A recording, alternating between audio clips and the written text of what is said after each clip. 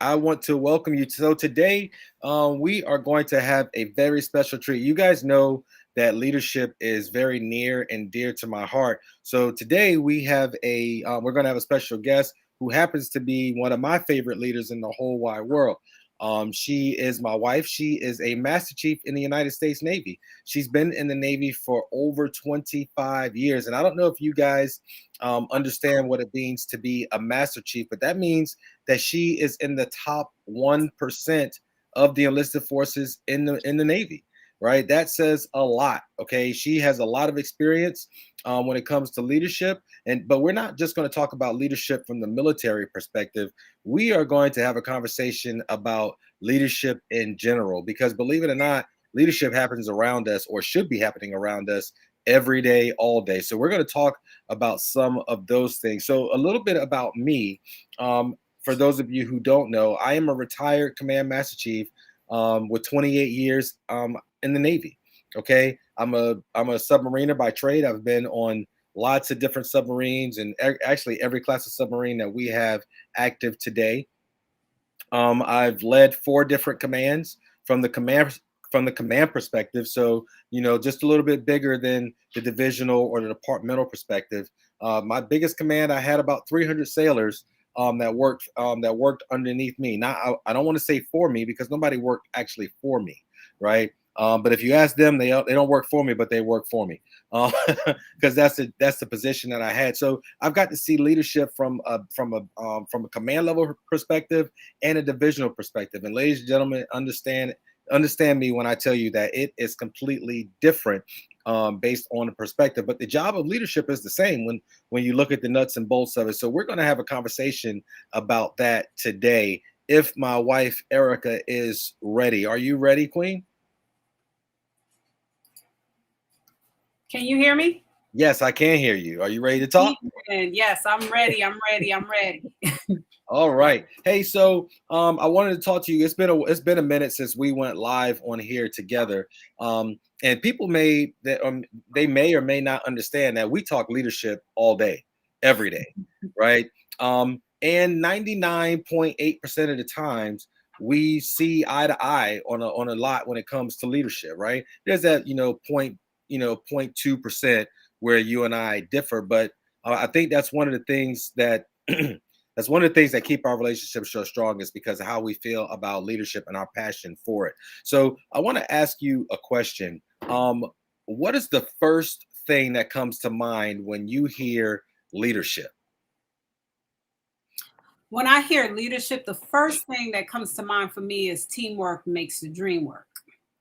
Okay, and what does that mean? Else, for me, it's just like you just said a couple minutes ago. I don't feel like anyone on my team works for me. I feel like they work with me. I feel that everyone has a specific part and plays a great part in on our team. And I feel like without them, there would be no team, right? Everyone has a purpose. It's almost like your body. We don't think about the pinky toe, right, on our foot, but if we didn't have it, we would know it, right? Because that pinky toe has a purpose in on our body, right? It helps us keep balance, right? Although maybe we can move on comfortably without the pinky toe, we still appreciate that pinky toe. So that's how I feel about leadership, that everybody has a purpose, everybody plays a part, everybody's important, and we are a team, not you work for me, I work for you. We work for each other. And that's what I mean by teamwork makes the dream work. Okay. And that's very, very powerful. Now, the other day you said something that kind of stuck out to me. Because I capture all leadership nuggets left and right, right? I catch them all. But the other day you said something, and what you said was, is people tend to believe, for the most part, that leadership is a privilege Mm. when it's actually a responsibility, Oh right? yeah. So what did you mean by that?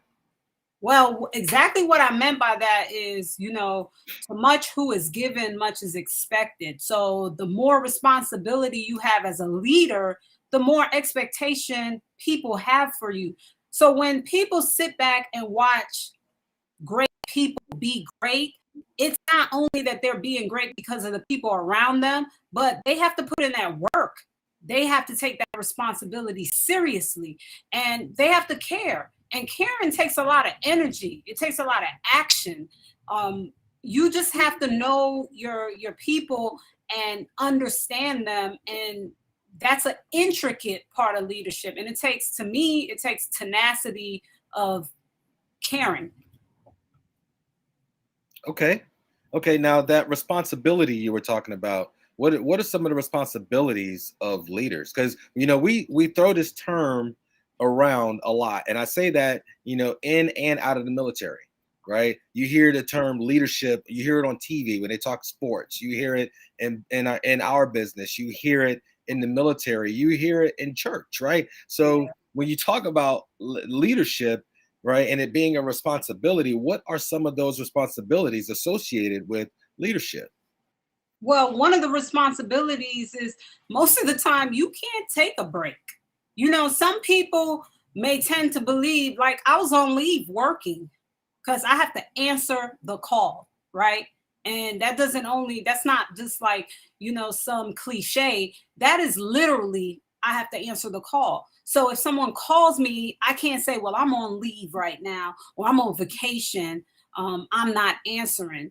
It's my moral compass that makes me feel like I have a duty and obligation to answer every call, right? Yeah, of course, there are going to be times that I'm not reachable. I got to shower sometimes. I got to take a shower every day, not sometimes, right?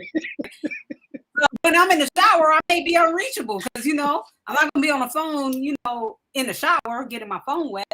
But if I'm reachable, it's my moral responsibility to answer the call. And I feel like most people want the glitz and glam of being a leader. They want the notoriety, but they don't want the responsibility, right? So in the Navy, for instance, let's use that as an example. The higher ups, like say the commanding officer or the command master chief, they have a parking space, right?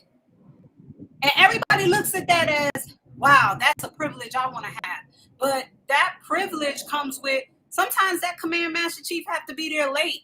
Sometimes that CO has to be there late. Shouldn't they have a parking space if they have to be there late or early?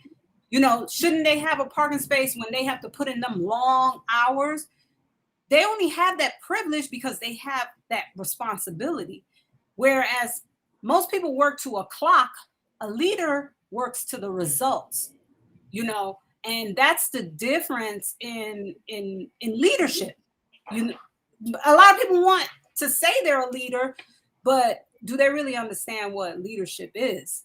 Leadership is not the privilege of saying I am. Leadership is the privilege of doing and not saying I am, right? Because you don't have to tell, when you're the leader, you don't have to tell anyone you're the leader. People know it, right? You move like a leader. You don't have to be arrogant. You move in a lot of humility. So that's what I mean. And that's, I'm so glad you said that. And it's because, well, first off, that parking spot, I can speak about that from experience. Okay. That parking spot is because a lot of times, even during the day, even if we don't have to stay late or come in early, we are on a tight schedule, right? Yes. And we are going from high profile meeting to high profile meeting, and we don't have time to look for parking. Right. We got sailors waiting for us. We have admirals waiting for us, and so forth. We just don't have the time. Yes. Right. And because of that, that's what gets us our parking spot. I mean, let's be real, right? With all of the extra responsibility of the command master chief, I don't get paid a whole lot more than a normal, a rated master chief, right? Super master chief, right? Right. Right. So you at least, I at least get my parking spot. Okay. And you're absolutely right. If you're the leader, if you're in charge, you don't have to tell people, because if you feel like that you have to tell people that you're in charge, then you're That's not really in charge, right. right? Right? If you're not recognized as the leader, then there's some soul searching that you need to do, right? Yes. Because it's not on the people that you're leading, it's on you, because they don't see you as the leader. And you could stand up on a chair and say, I'm in charge, or I'm the leader, and don't Mhm. nobody care, right? Don't nobody care. And you don't have to be the senior person to lead, That's right. right? That's So right. so that leads me into our next conversation. What are your thoughts on lateral leadership? So I love that you say you don't have to be the senior person to lead, because that's like, for me, that is a huge contention, because I speak to some leaders that are in higher ranks, and they feel they're the leader because they're in that higher rank. But I can tell you the truth. I've been led by some junior uh, people, right? Leadership is not a title, it's not a rank. Leadership is actually action. That's what it is. Because a junior person can lead me if they are better at something than me, and there's a possibility in that, right? Because let's take in the military, for example, we have to do our fitness tests, right? I'm getting older. I ain't as fit as I used to be, right? There may be a younger person that can give me some tips and tricks to being more fit, right? Because they're a little bit more agile, they're younger, they may be into fitness. That's leadership.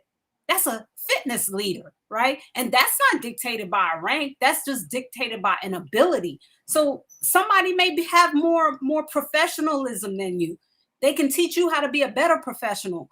Somebody may be more articulate than you. They can teach you how to be articulate. That is not a rank thing. That's an ability thing. That's a tenacity thing. And that's where I think some leaders get it confused, is they get so caught up in their rank that they forget that leadership exists in all ranks. It does, because somebody has the ability to be better than you in something, right?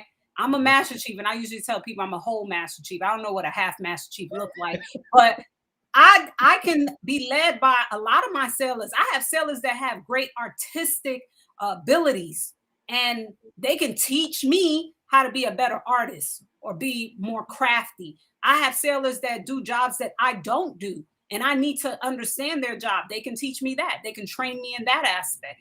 I even have a senior chief. She is a certified uh, uh, behavior trait instructor, and she's more junior than me.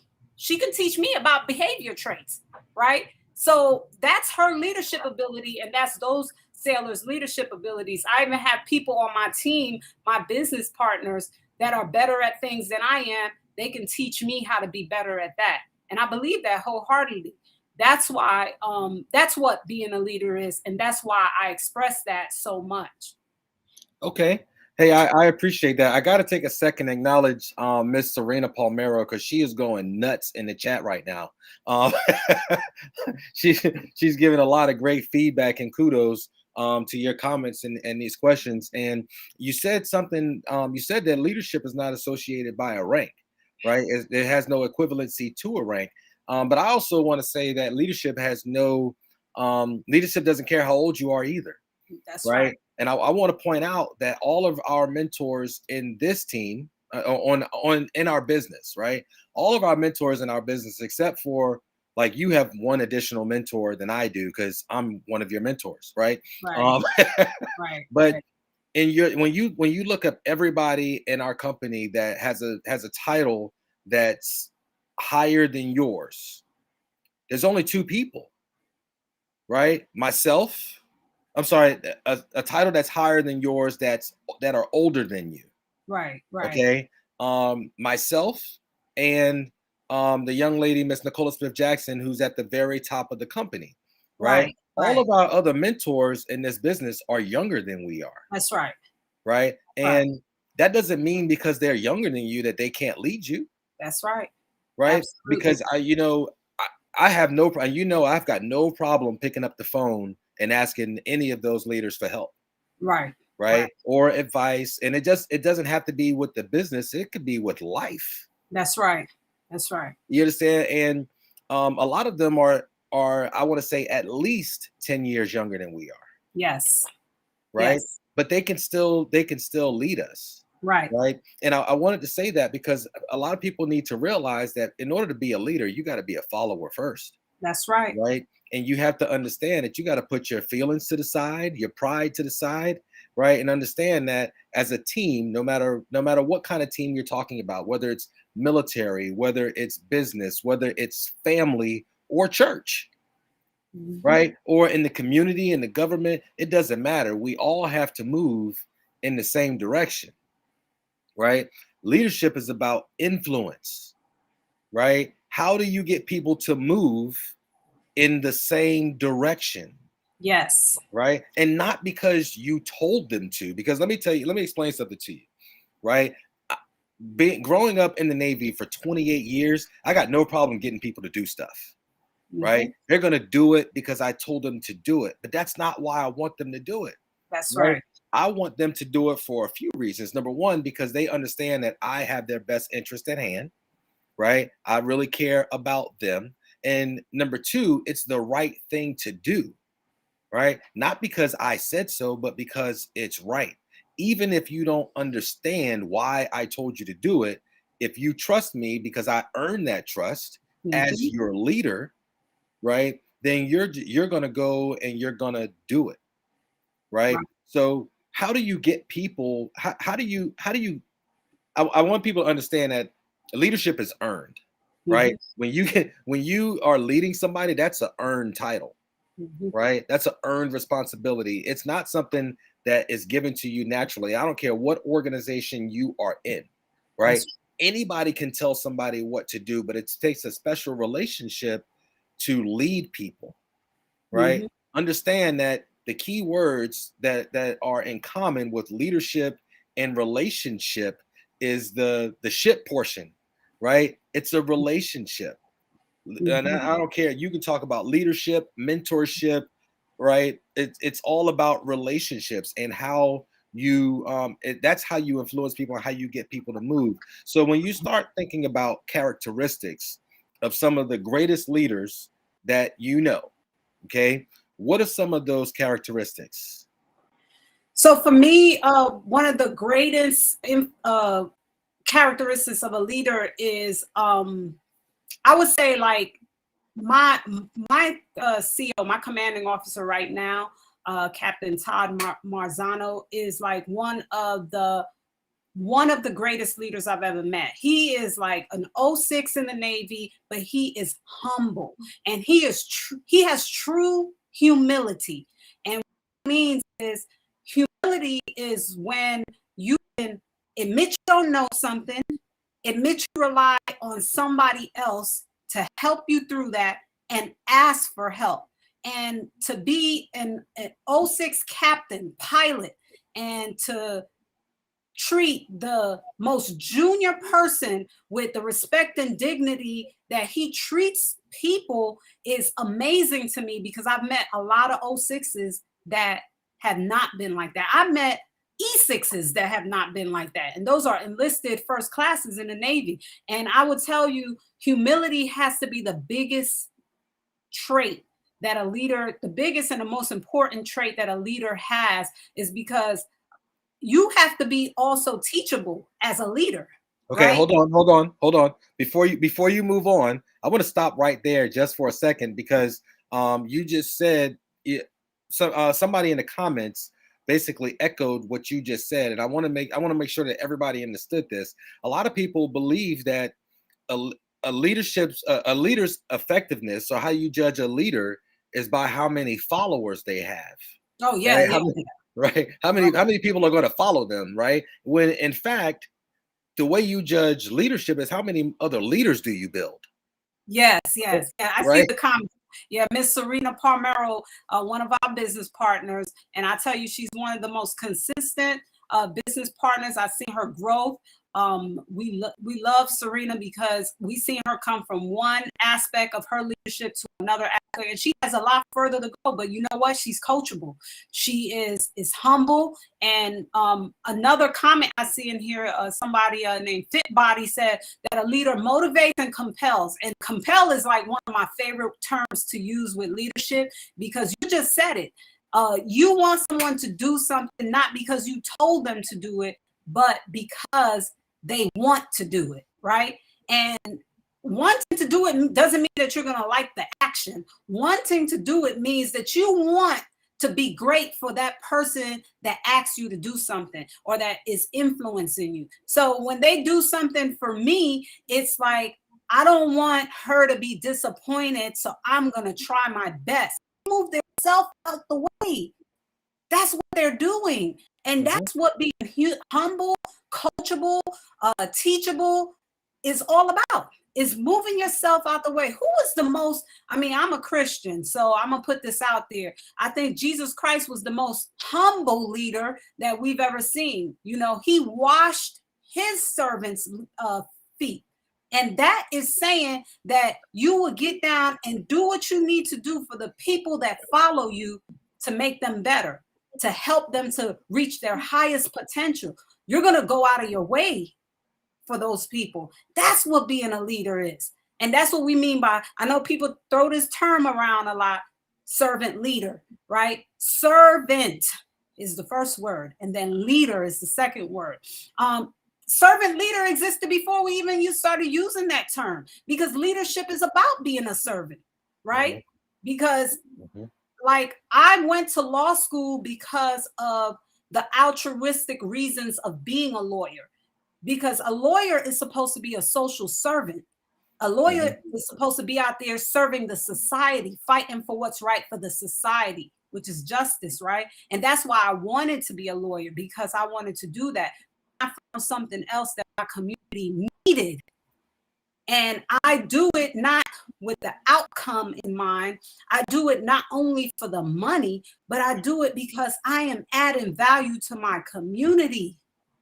That's why I do it. That's why I put everything aside and say, that's what I wanted to do. That's what I want to do, serve the community. So we got some great comments in the comment section. We do. Brittany Johnson says, you have to want to serve. You can't be a leader without serving. And that's the truth. Absolutely. That is the truth. We have a lot of leaders out there that don't want to serve. They just want to be served. And you know, it's funny you say that, Brittany, because I'm gonna talk just for a second about when I arrived as a leader, right? Because like Erica said, it doesn't, you know, leadership has nothing to do with a title, a rank, or an age, right? When I arrived as a leader, I want to say that I was a senior chief in the Navy, right? Now, mind you, I had been in charge since I was an E4.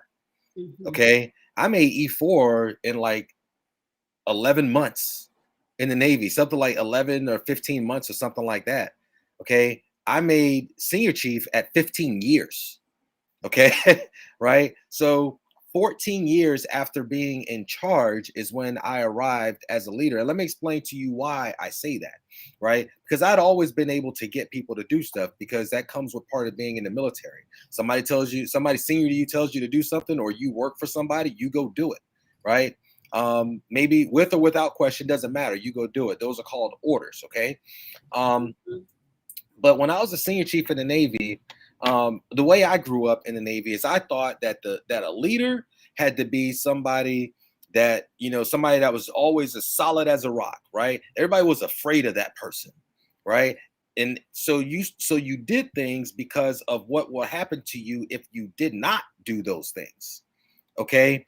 And I didn't recognize that I was even that way until there was one time where I had a young sailor that worked for me, and when he came in the Navy, his whole goal was to get out of the Navy, right? And I say that not out of ill will or malice or anything like that. Like, the guy, he had goals. He wanted to come in. He had certain things that he wanted to accomplish in the Navy, and then he wanted to get out, right? there's no issue with that. I have no problem with that because this guy came to work every day, did what he was supposed to do, never caused any problems, always looked good in uniform, right?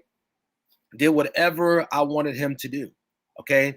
Well, it came to a point where he was his end of contract was about to come up and we were going on deployment. Okay. So I went to my commanding officer and my chief of the boat, right? Cobb for short. I went to them and said, hey, I really want to leave this guy behind because if we get extended, we're going to end up taking him past his contract. And I didn't really want to do that, right? I felt like I owed that to him because he had given everything that I needed to me. Okay. Well, I lost that battle the first time. I lost it, right? Now, I'm not going to go back to my division and say, "Hey, I went to and fought for you, but I lost." I'm not going to do that because I gave my power away at that point, right? I'm going to own it, right? The commanding officer, the chief of the boat, they made a decision, right? So I'm going to carry that water. Whether I want to carry it or not, I'm going to carry it because I owe that to them and I owe that to my sailors because we don't want any dissension amongst the ranks, right? So we took him underway. I didn't want to do it, but we did it. Okay. We took him underway. And then lo and behold, guess what happened? We got extended. Right. And now we don't have a choice but to take this guy past his end of contract. Except there was one opportunity to get him off the submarine and still be able to make his date. So I went back to the Cobb and I'm like, hey, look, I want to take advantage of this opportunity to get this guy off the submarine so he can go and continue his plans, this, that, and the other. Right. Again, I didn't win. But this time, me and the Cobb are literally fighting. Right. We're having a very, very loud argument. Now we're behind closed doors, so I didn't see an issue with that. Right. It's just me and him. Right. And we're going back and forth, and there's all kinds of cussing going on and everything. Now, I lost that battle as well. But on the other side of the wall was my division's berthing, right? Where the sailors that worked for me, that's where they slept. They heard the whole thing. They heard the whole thing. And even though I lost that argument, I won my sailors. No longer were they doing things because I told them to do it. Right? They were doing things because they knew that without a doubt, I had their back and everything that I told them to do was in their best interest. They understood that I'm there for them. I care for them as about them as people, not just sailors, right? I care for them as people first. Up until then, they did not understand that because it was always there was no emotion. You go do this because I said go do this, right? That's what I showed them. But behind the surface, right, deep down inside, I really cared for them, and I was really building them to succeed. But they didn't realize that until they heard me fight that battle, right? And even though I lost, it didn't matter, right? It didn't matter. Exactly, Brittany. I gained their trust, right? Because they thought that it was all about me until they witnessed that argument. Right now, should they have witnessed that argument? Well, no, they're not supposed to witness that argument. But, right, my point behind this story is that there's no reason for you to hide the fact that you care about the people that you're leading. You don't have to hide that, right? You don't want to give your power away and things like that, but you want them to understand that you actually care about them as people, right? So talk to them about what's important to them. Right? Are they married? Do they have kids? What do they like to do? Where are they from? Right? Find out and really be concerned when you stop people and ask them, "Hey, how you doing?" Right? Actually care about the answer. Right? Don't just take, don't just take the answer and keep it moving. If a person's having a bad day, then you need to stop and you need to talk about it talk with them for a minute because they need that. That's their cry for help. Okay. Erica, did we lose you? I saw your camera went off. I'm not sure what's going on. Okay, there you go. Okay, you playing peekaboo. All right, peekaboo. No, okay, so when do you think that you arrived as a leader? Well, I'll be honest with you. I never really believe in the word arriving because I believe that we always have to grow, right? So I feel like I'm always learning, right? And I think I take a lot of things at heart when it comes to leadership, because I feel like I am responsible for everything, but I got to understand where my responsibility ends, right? Some of it lies on the person, right? And I take a lot of things to heart when it comes to my sailors, and that's a lot of people, that's the Navy, right? I want to be the best for them, so I never really felt that I arrived. I tell people all the time, what keeps me humble is that I feel like there are things that I fail at every single day. So when I go to bed at night, I always say to myself, how can I make tomorrow better as a leader? And that's a good thing, because somebody might say, oh, she feels like a failure. I didn't say that. I said there are things that I always believe that I could have done better and that I fail at. So I try to hone in on that every single day. I don't think anyone really, really, truly arrives. Now, do I think people get it? Yes, absolutely. When I got it is when I was a senior chief, right? And I was doing everything that they said I should do to be successful. And I got what they call in the Navy my third promotable. And it was very hard for me because I was at the same command and I wasn't moving up in rankings. I wasn't getting better evaluations. And I felt like I was doing everything, I had the Sailor of the Year 2 years in a row, and all my sailors on the wall, not all of them, but a good amount of my sailors was getting Sailor of the Quarter. I was hitting all my qualifications, but I still wasn't meeting the mark of what the humans said I should do, right?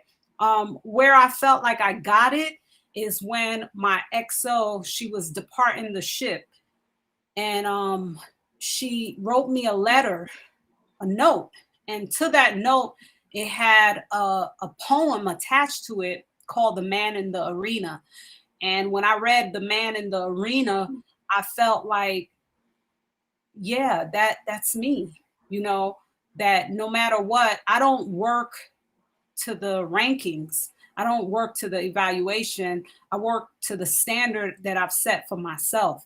And that means that it doesn't matter what people say I am, I'm going to still have my own standard that I work to and that I want to achieve. And it's a high standard. However, if I'm always working to that and not to what people have graded me as or evaluated me as, I'm always going to be getting better and doing better. And as much as I was disappointed at my evaluation, I still worked really hard, and one person noticed, and that was my XO. And that meant a lot to me because I knew her standard. She's a nuclear engineer, and her standard was huge, and her standard was very high. So when she told me that I was still doing good and sent me that poem, The Man in the Arena, I was like, yeah, that's it. I don't have to work to these evaluations. My job is to work towards helping my sailors to be better or be the best that they can be, and working to my own standard, right? So that's when I felt like, yeah, I get it. That's what I'm going to do. I'm not going to worry about these evaluations. I'm not going to worry about what they say about me. What I'm going to worry about is that I'm always helping sailors to be better, and I'm doing the right thing all the time, and working to the standard that I have set for myself, which is a high one. Sometimes I don't meet that standard, but at least it's a high standard and it won't change according to the evaluation. Hey, Jeanette, how you doing? Thank you for joining us. Jeanette is here. She's also in the military.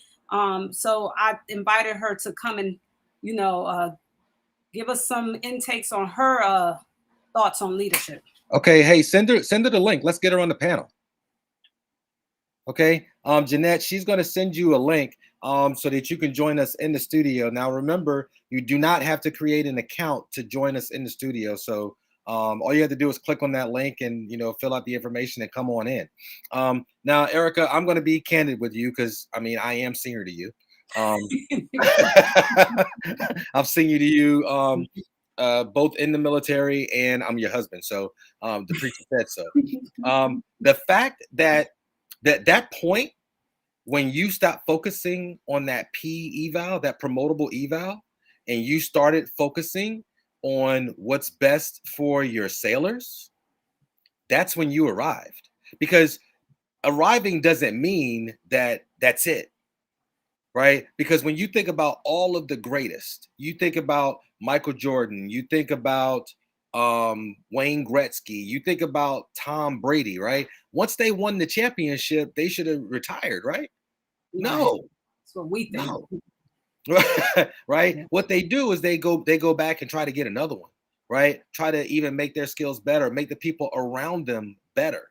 So just because you arrive doesn't mean that it's all that doesn't mean that you can't continue to grow, because somebody else is right behind you trying to take your spot.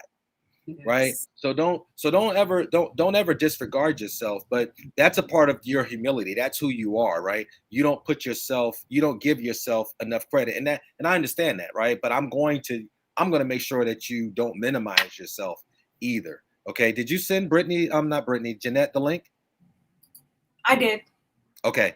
So we're waiting for her to enter the studio. Now, what other characteristics? Give me another characteristic that you think about when somebody talks about a leader. Well, we already talked about trust and humility. I think tact. So today, when I went to a ceremony, you were the guest speaker, and what I learned about tact, the young lady got up and she gave some words at the end, and I think the words that she gave was based on what you said to her about the way we talk to people. We could be delivering information to them, or delivering bad news to them, or delivering some infraction to them, but we would have to learn how to deliver. Our delivery means something. You can tell someone that they did something wrong without making them feel dumb or making them feel, belittled. And I think when I first came in the military, tact didn't exist. Professionalism in some aspects did not exist, especially when it came to senior people talking to junior people. I've learned that along the years, that you don't have to talk down to people when you're trying to correct them. You don't have to talk down to people when you're trying to, give them rudder shift. You don't have to. You can talk to them and still be building them up at the time and helping them to dig deep and find that inner greatness, because everybody has it in them. You just have to motivate it out of them. And I had to learn that as a leader. That is so imperative, because it helps me to talk to senior people and it helps me to talk to junior people, and even to my peers, because even though they're my peers, I still may need them for something. I'm not trying to burn no bridges. I'm trying to build bridges, right? So instead of talking down to people or talking to people with disgust and disrespect, you can talk to people and still make them feel like, man, I want to do better. And I think that was, oh my goodness, that had to be the greatest tool that someone gave me as far as my leadership toolbox, is learning how to communicate and influencing people and compelling them, making them feel so compelled that they are doing everything to be great, not because of themselves, because they feel so obligated to you that they'll do anything. So I take it from like gang leaders, and I notice a negative influence that we're talking about, but gang leaders have such a way of compelling their followers to do things that they can get people to kill people for them. And of course, I don't want nobody to kill nobody for me. However, if they can do it, then why can't I do it? That's what, but they make people feel like, hey, you're a part of a family, you're a part of a team. You purpose. Your purpose is gonna be great here. And those people are like, I have to do this for them. That's almost the same type of compelling influence that you can have on people in the military, in any kind of organization. Absolutely. So let me ask you something, because I don't think, well, maybe they do, but I want to make sure that we drive this home, because this is very near and dear to my heart, right? When you talk, what's the number one goal? Like, and I want you to think about this, okay? What's the number one goal of you opening your mouth? When I'm going to say something? Yeah. You're trying to do one thing. What is that thing? Conveying a message. You want them to listen. Yeah, conveying a message. I want them to not only listen, but I want them to digest that message. I want to Martin Luther King it, right? So one of my sailors used to call me Martin Luther EB, right? Because EB is my nickname. But when I talk in front of sailors, like a group of sailors, I try to get so passionate about what I'm saying. And it's not a try to get. I be really passionate about this, right? What I'm saying, that it reaches them in the depths of their soul. That's what I'm trying to do. So when those words go into their ears, I want them to like take those words and just like digest it. Just take it in. Right. So, and I say this all the time, the words that come out of your mouth don't really matter, right? And hear me out, right? It's not the words that comes out of your mouth that matters. It's what they hear that matters. Mm-hmm. Because you could be saying everything right, but if nobody hears that, mm-hmm. right, they didn't digest your message. Mm-hmm. So you didn't get through to them. That's right. So when you start talking about tact and things like that, you think about an argument, right? And we can talk about our arguments, right? If I say the wrong thing, right, you're going to focus on that thing and not hear anything else I said. That's right. Right? Like I just talked for 8 minutes and this is what you heard? Yes. Right? Yes. Right? Yes. Yes. So when you're communicating with people, if you lead with anger and you lead with intimidation and insults and things like that, you might as well have said nothing, because that person is not listening to you and they're not hearing what you had to say. That's right. That's right. So you're wasting your energy, right? Unless you just need to burn calories, okay? If you need to burn calories, then you keep going. But if you really want people to listen to what you have to say, right? The first part of communication is respect, right? You gotta respect those people, and when you start talking to them, if they put their guard up, they're not going to hear you. That's right.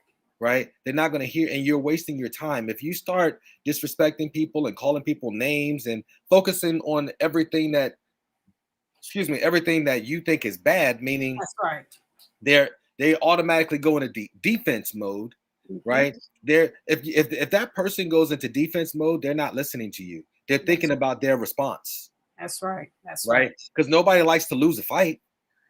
Nope. Right. So nope. Right. So instead of them listening to what you have to say, which 9 times out of 10 is very important and really will help them, right? They're not going to hear that because they're thinking about how they're going to respond to what you just said. Yes. Right.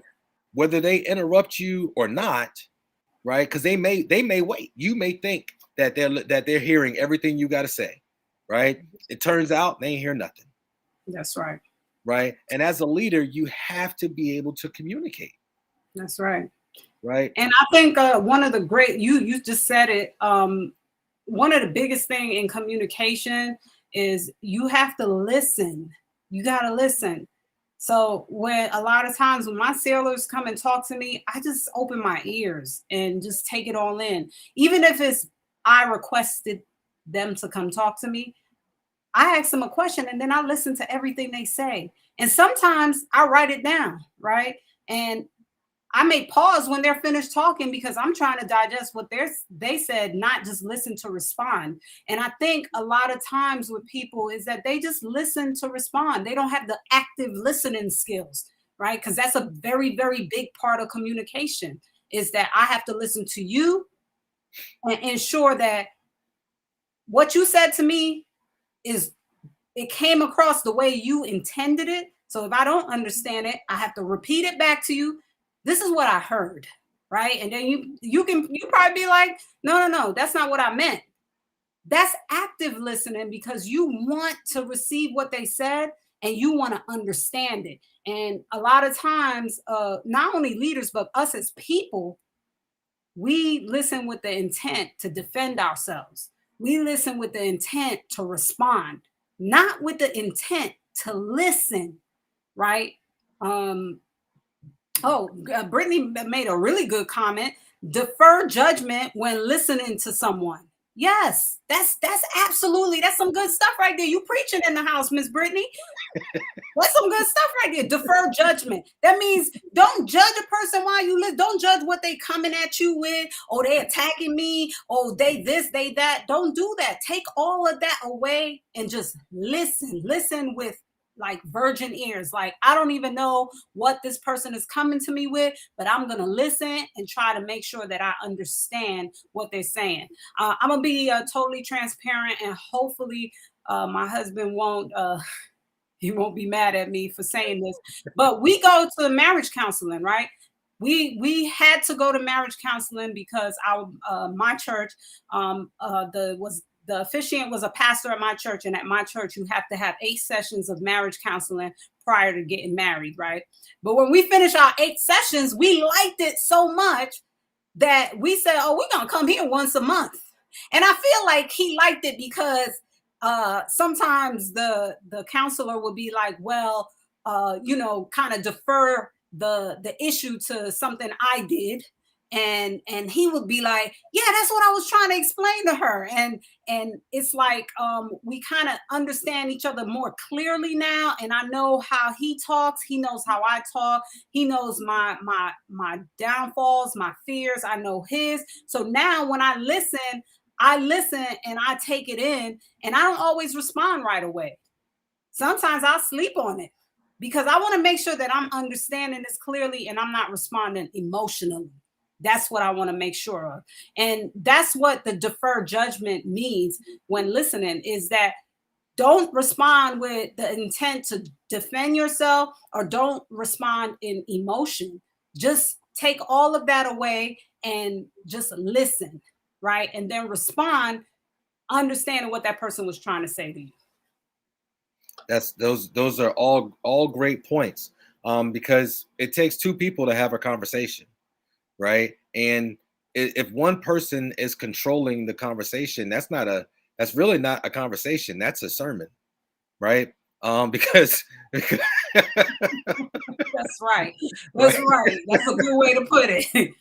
I thought we was having a conversation, but I'm being preached to. Yes, that's right. And Jeanette says sometimes the first reaction is not the correct one. That's true, because it goes back to what Brittany said, is that we haven't deferred that judgment. We have made a judgment to that person and responded with emotion. Right, babe?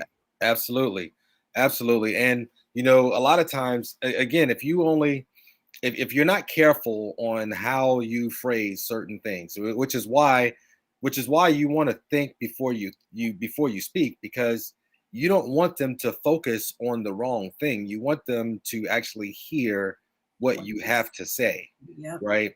So that, that's where the respect comes in, right? And you got to be careful with what you use, with what words you use. But then if you're on the opposite side, right? Because don't get it twisted, right? There could be 2 leaders in a conversation, right? Because I understand that I'm a leader, but my wife is a leader as well, right?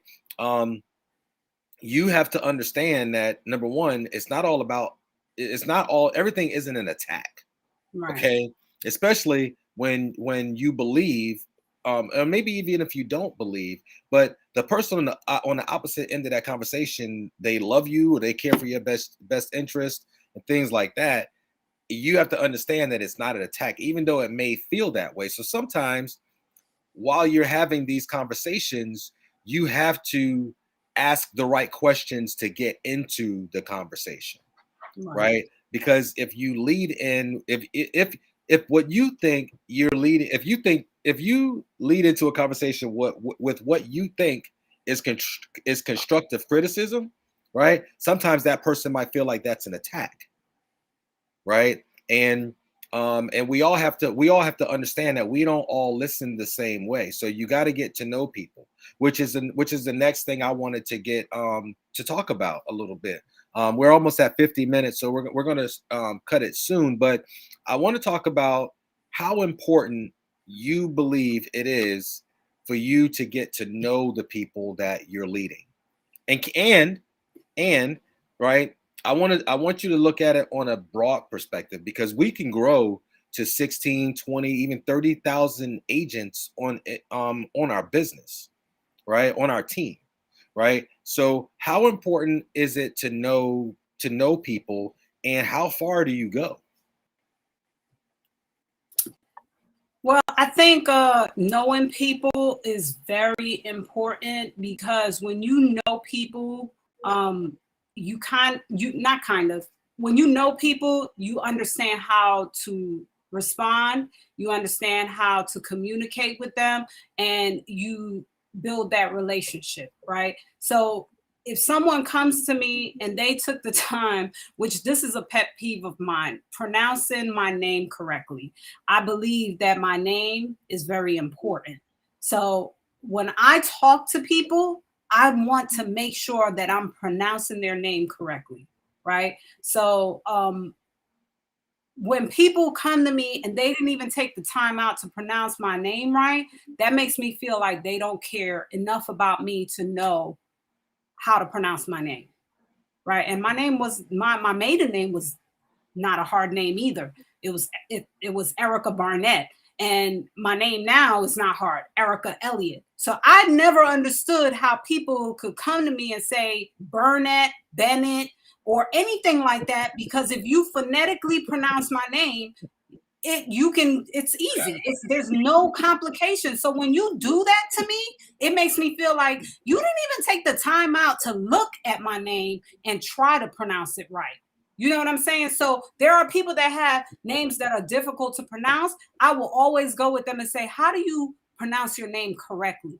You know, and they would say it to me, then I would practice it. And I said, because I got to get that right, because that's important to me. I know how that makes me feel. That may seem simple to someone, but if you know someone, you know how to pronounce their name. Like my husband's name is not phonetically spelled right, right? But if you hear me pronounce his name Rashawn, then you should know that that's the right way to pronounce it. And I know a lot of people that say Rayshawn. I know a lot of people that say Rasan. That nobody took the time out to say, hey, bro, how do you pronounce your name right? You know, and that to me is important, because that name is attached to a person until they die. That name they was born with, that name their parent gave to them. And if you care enough about a person, you're going to care enough to ask them, how do you pronounce your name right? That's just my thing. Getting to know someone starts there. Man, that's you. Because Do you know? know me, they know that if you know me, you know people call me EB. Even my kids' friends joke about that, because you know they're a little bit scared of Master Chief. So behind my back, they call me EB, right? And they think I don't know. But when you know me, you know that that's what people that are connected to me call me, right? And if you know my husband, you know how to pronounce his name right. And you took the time out to at least say, well, I hear his wife saying Rashawn. That must be the right way to pronounce it. You know what I'm saying? So that right there for me is important in knowing your people, and then knowing about their family, the people that they're the closest to, the people that they love. You know what made me feel real good this morning? It made me feel bad and good. Well, my husband made me feel better about it. I felt bad at first why I got the phone call, but one of my sailors' wives called me this morning, right? Because they was in a situation, but she felt she trusts me enough to call me. And at first I felt bad about the situation, but my husband was like, listen, I understand it's not a good situation, but you should feel good that she trusted you enough to call you. That says a lot. You know, I didn't even think about that until after. And I said, man, he's right. And I thanked her. I said, thank you for trusting me. You know, and then she thanked me back. Thank you for being available. We started off the conversation like that, right? What is leadership? Leadership is being available. So I think that's important, and I know we're pressed for time here, but I do want to address something that Brittany said earlier, which I thought was very it was very moving. She says, "I want to leave from a great conversation wondering, wow, how can I be better? How can I make a difference?" That's when I read that, that was very deep to me, because every conversation that I lead, not only conversations about leadership, that's the question I ask myself. When somebody comes to me and talks to me about something, I always say, how can I add value? How can I be better? How can I make a difference in this person's situation? And that's very deep. That's a humble comment right there. So that's all I have. Okay.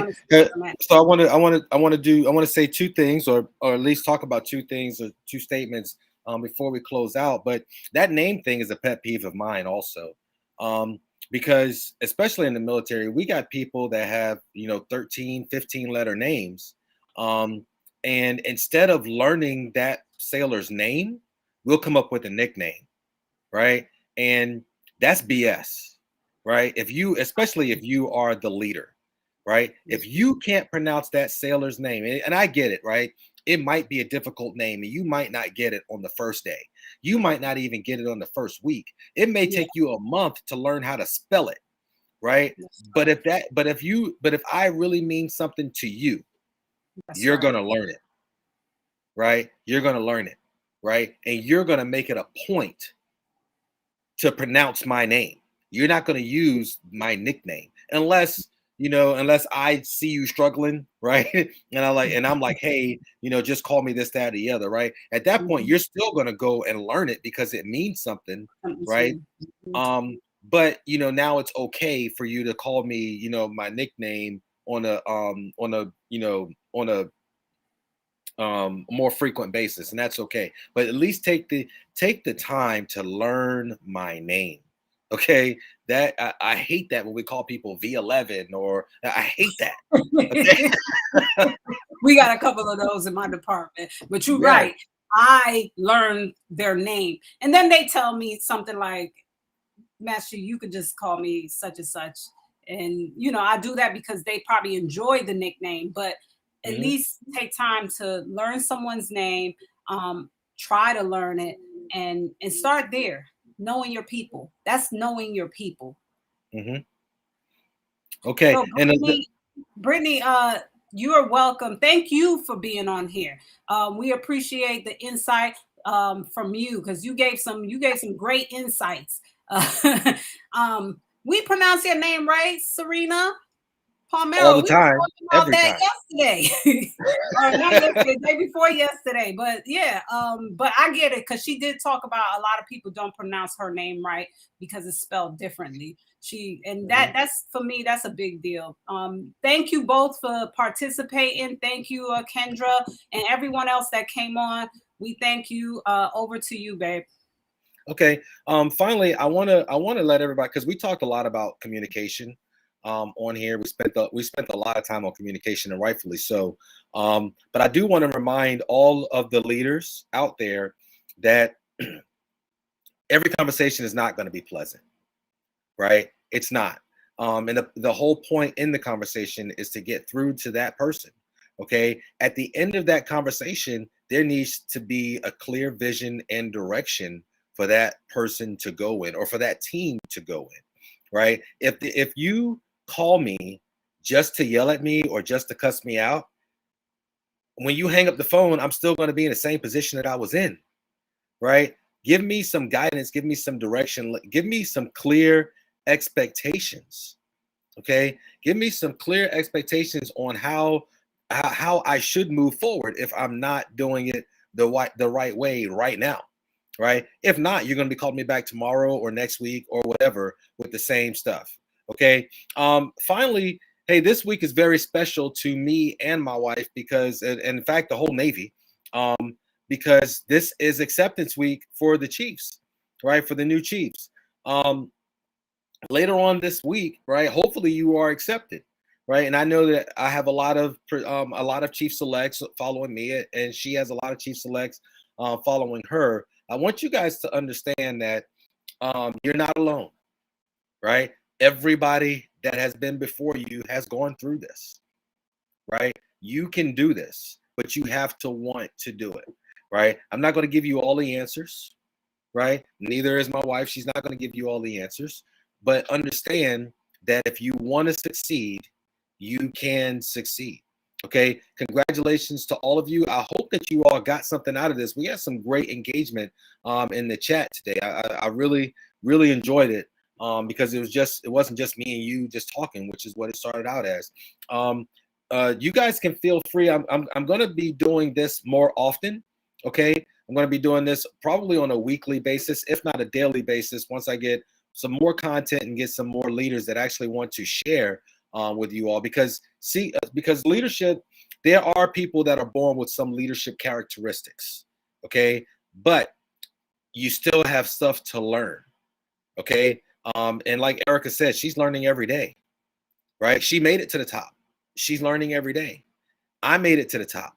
I'm learning every day, right? And that's part of being a leader, right? You owe it to your subordinates and the people that work for you and with you to learn every day so that you can make them better, right? We talked about this earlier, right? Good leaders produce more leaders. Okay. Erica, did you have any parting words? Did you want to say something to the new Chiefs before we got off the line today? We've been at it for about an hour. Can't hear you.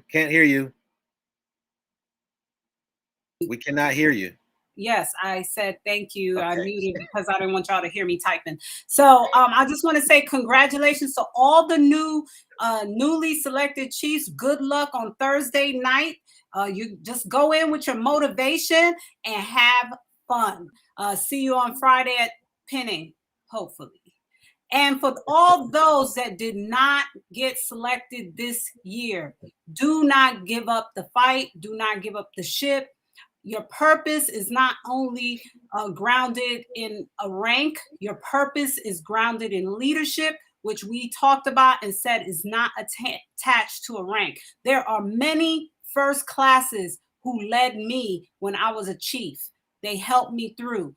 And yes, maybe some of them made chief later, some of them didn't. However, they still was leading me. So you guys continue to be leaders, continue to be motivated, and take your leadership right on outside to the other side on the retirement side. Good night and God bless. All right. Good night, everybody. We love y'all. And feel free to reach out if you guys have any questions or need any advice. Y'all have a great week and a productive week. Remember, don't be busy, be productive. Have a great evening.